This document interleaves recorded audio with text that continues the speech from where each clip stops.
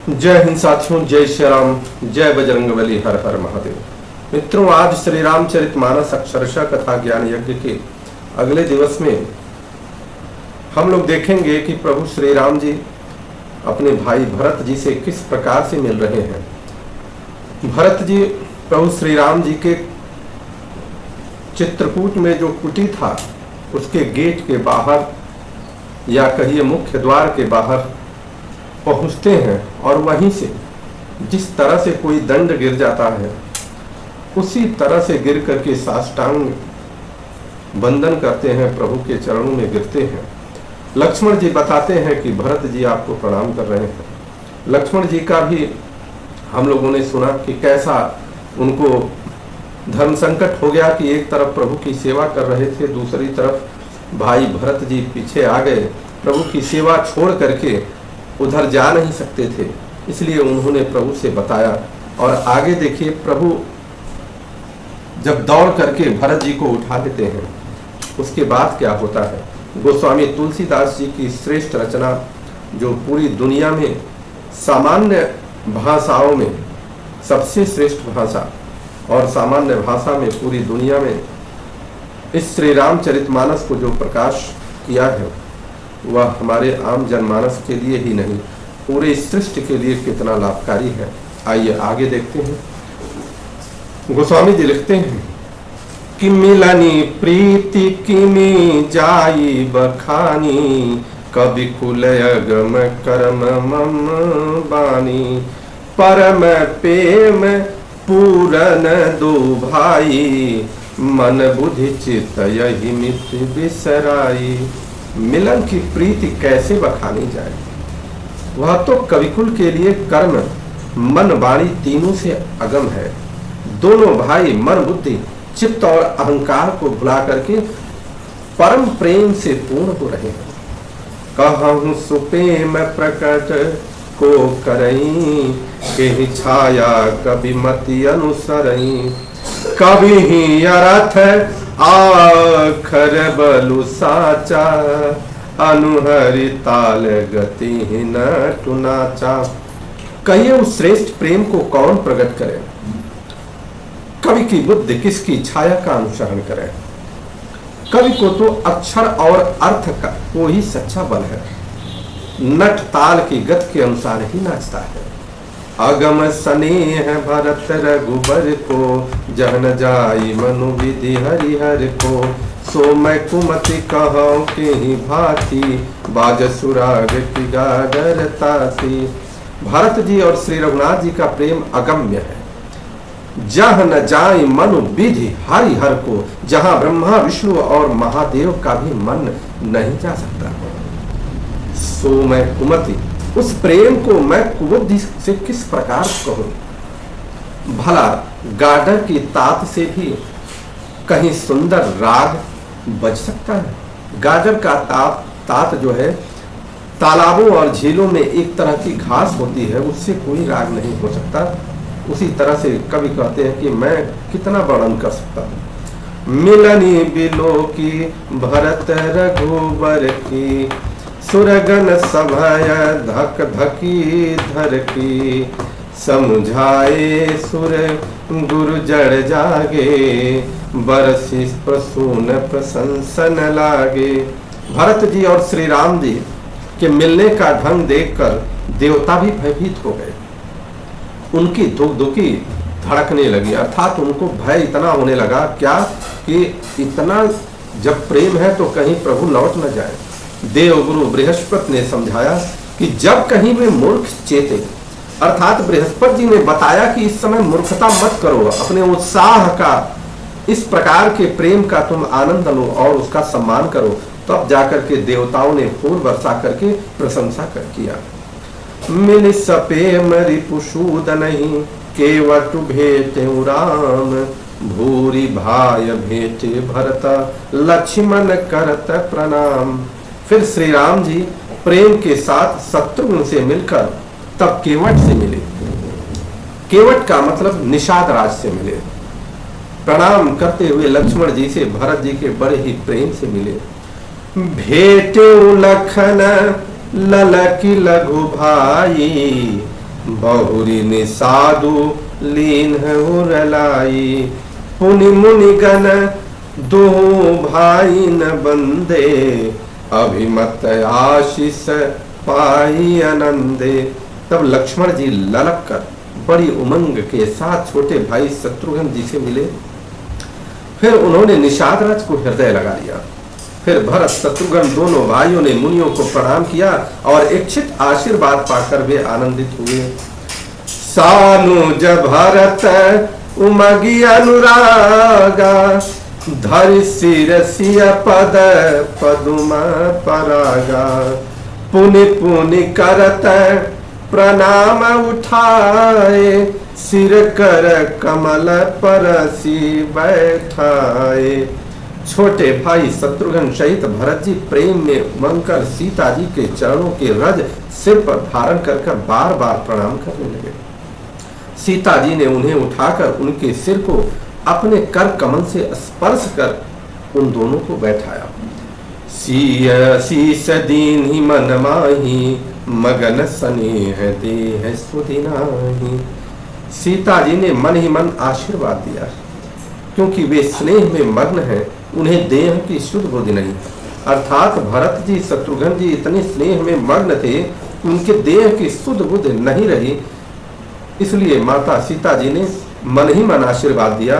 सीता जी को सब प्रकार से अपने अनुकूल देखकर भरत जी सोच रहित हो गए और उनके हृदय का कल्पित भय जाता रहा। कल्पित भय का तात्पर्य है कि भरत जी सोच रहे थे कि हमारे जो माता के द्वारा जो कार्य हुआ है, किस प्रकार का सोच होगा उन लोगों के अंदर।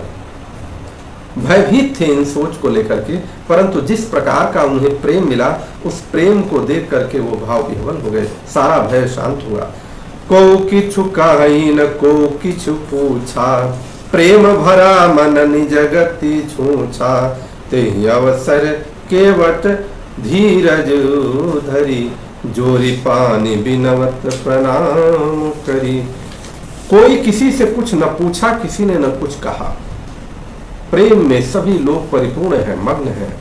उसी अवसर पर केवट अर्थात निषाद राज धीरज धरकर हाथ जोड़ करके प्रणाम करके विनती करके कहा, क्या कहने लगा कि नाथ साथ मुनिनाथ के, मातु सकल पुर लोग, सेवक सेनप सचिव सब, आए विकल वियोग। कहा, हे नाथ, मुनिनाथ वशिष्ठ जी के साथ सब माताएं, नगरवासी, सेवक, सेनापति, मंत्री सब आपके वियोग से व्याकुल होकर के यहाँ पर पधारे हुए हैं।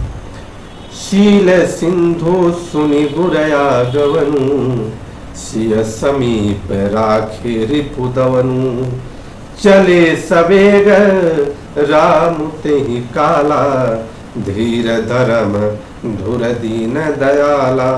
गुरु का आगमन सुनकर शील के समुद्र श्री रामचंद्र जी ने सीता जी के पास शत्रुघ्न जी को बैठा दिया, रख दिया। अर्थात शत्रुघ्न जी से प्रभु ने कहा कि तुम यहीं रहो। सीता जी को कहा कि तुम जो है इन्हें यहीं पर बैठाओ। और वे परम धीर, धर्म धुरंधर, दीन दयालु श्री रामचंद्र जी उसी समय वेग के साथ चल पड़े। कहाँ चल पड़े कि गुरही देखी सनुजय अनुरागे, दंड प्रणाम करन प्रभु लागे, मुनिवर धाई लिए उरलाई, प्रेम उमगी भेटे दो भाई।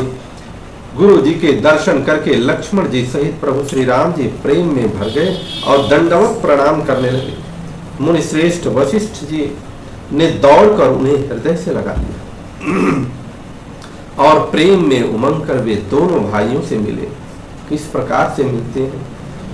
प्रेम पुलकी केवट कहीं नामू, कीन दूरी ते दंड प्रणाम। कितनी बड़ी बात है। राम सखारी सी बरबस भेटा, जन्महि लुठत स्नेह समेटा। इस चौपाई ने पूरे आज के समाज में जो जाति के रूप में बटे हुए वैमनस्यता है उसको नष्ट करती है। इस चौपाई के माध्यम से समाज को एक नया संदेश जाना चाहिए कि किस प्रकार से वशिष्ठ जी ने निषाद राज का सम्मान किया। पहले निषाद राज दूर से ही वशिष्ठ जी को प्रणाम किया और अपना नाम लेकर के बताया कि मैं निषाद राज हूं, मैं यहाँ पर श्रृंगवेरपुर का राजा हूं। और दूर से प्रणाम वो इसलिए किया कि उसको ये बात समझ में आया कि निषाद राज हूं, हो सकता है मैं छोटी हूं। ऋषि वशिष्ठ जी ने राम सखा जानकर उसको जबरदस्ती हृदय से लगा लिया, मानो जमीन पर लौटते हुए प्रेम को समेट लिया हो। हमारे श्री रामचरितमानस में कितनी श्रेष्ठता है, कितनी अद्भुत कथा है, इसको कोई नहीं समझता। समाज की में जो वैमनस्यता फैल रही है कि हिंदुओं को तोड़ने का जो कार्य चल रहा है, ये सभी लोग श्री रामचरितमानस को पढ़े नहीं है। सोचिए कि उस समय जाति प्रथा का क्या महत्व था, उस समय हमारे छुआछूत का क्या महत्व था। कुछ भी नहीं था, तनिक भी नहीं था। बस ये था कि जो राम के शरण में है, जो प्रभु श्री राम को मानता है, जो प्रभु श्री राम को सखा के रूप में मानता है, मित्र के रूप में मानता है, भाई के रूप में मानता है, वो सर्वदा और हमेशा पूजनीय होता है। यही हमारा संदेश है।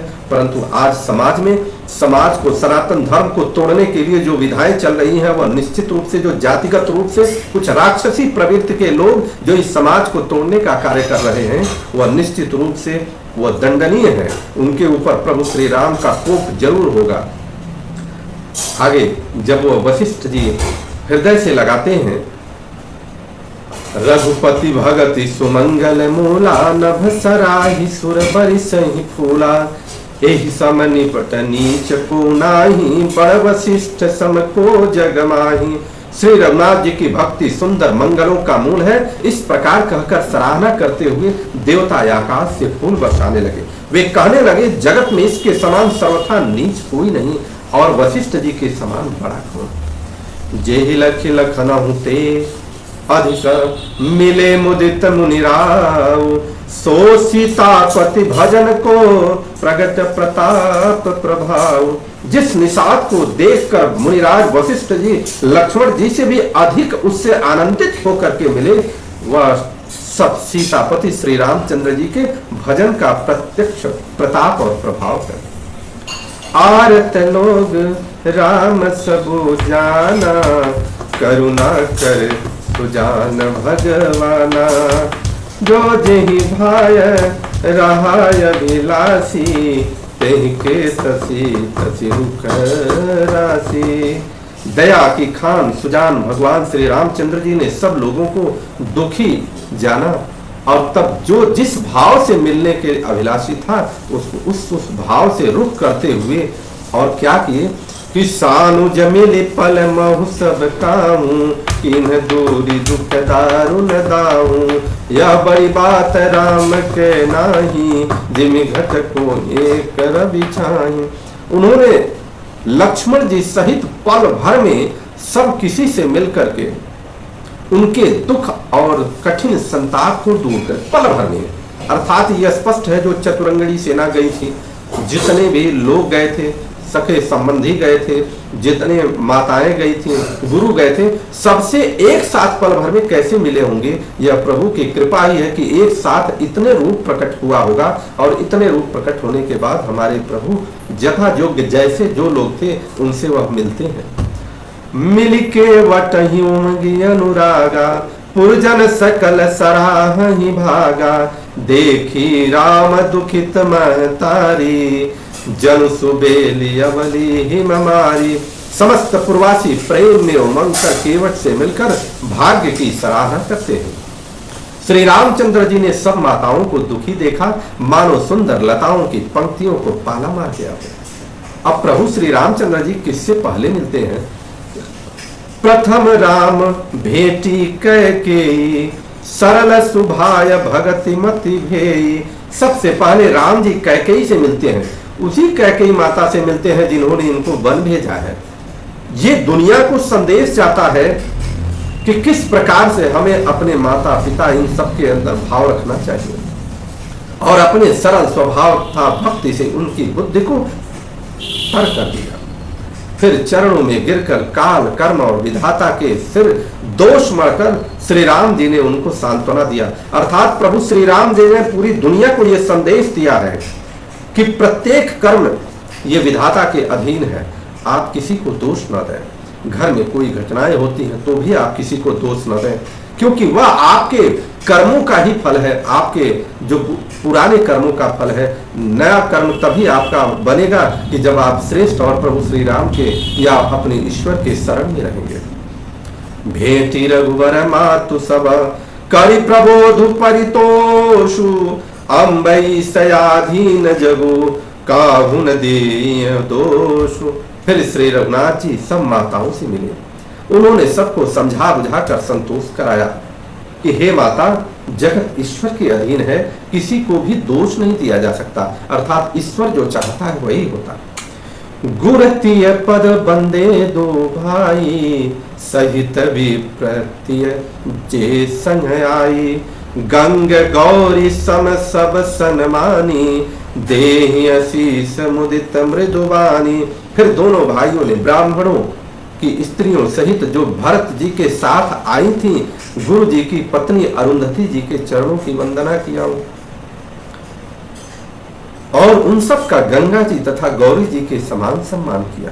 वे सब आनंदित होकर कोमल वाणी से आशीर्वाद देने लगे।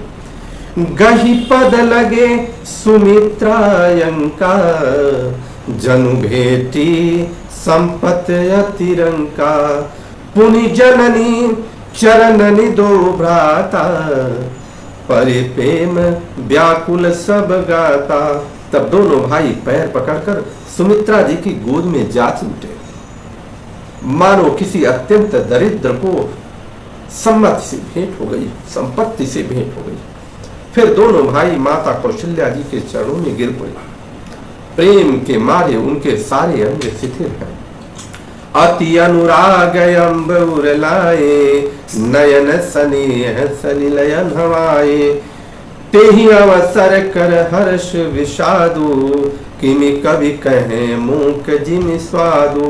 बड़े ही स्नेह से माता ने उन्हें हृदय से लगा दिया और नेत्रों से बहे हुए प्रेमाश्रुओं के जल से उन्हें नहला दिया। माता जी भाव विह्वल हो गई। उस समय के हर्ष और विषाद को कवि कैसे कहे, जैसे गूंगा स्वाद को कैसे बताए।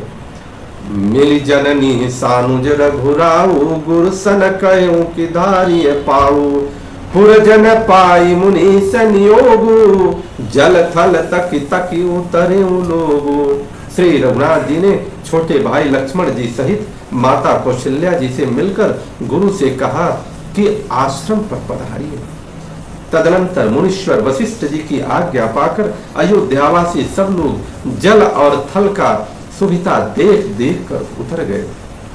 महिषुर मंत्री मातु गुरा गणे लोग लिए साथ पावन आश्रम गमन किया भरत लखन रघुनाथ। ब्राह्मण मंत्री माताएं और गुरु आदि गिने चुने लोगों के साथ लिए हुए भरत जी, लक्ष्मण जी और श्री रघुनाथ जी पवित्र आश्रम को चले। बोलिए भरत भैया की जय, लखन भैया की जय, शत्रुघ्न जी की जय, माता जानकी की जय, प्रभु श्री रामचंद्र की जय, गुरु वशिष्ठ की जय, हनुमान जी महाराज की जय, माता पार्वती की जय, भगवान भोलेनाथ की जय। हर हर महा